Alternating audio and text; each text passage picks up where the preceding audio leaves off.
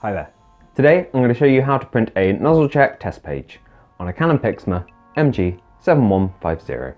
Now this is nice and simple, can be done from the printer itself using nothing but the touchscreen found on the top of the machine. So you need to be on the home screen of the printer.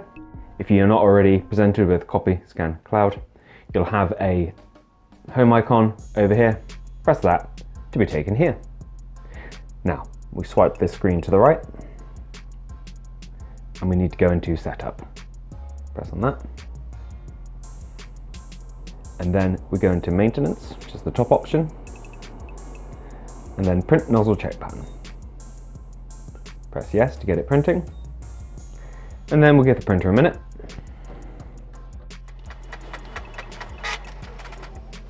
And eventually, you'll be presented with a page like this, where your machine's broken down the colors used by your printer, giving you a good idea of the quality it can produce. Obviously we've got a slight issue here on the cyan, and you're just looking for either missing colors or stripes in your prints there, which we can potentially resolve with some head cleans.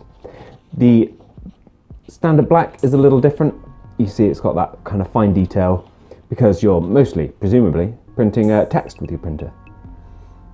And that kind of finer quality of print is necessary.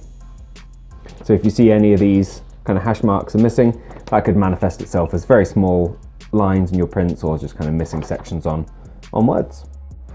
Hopefully your print's looking perfect. If not, you want to select Also B from this screen, A being the perfect on the blocks and the details. I've got that slight issue, so I'm going to press B.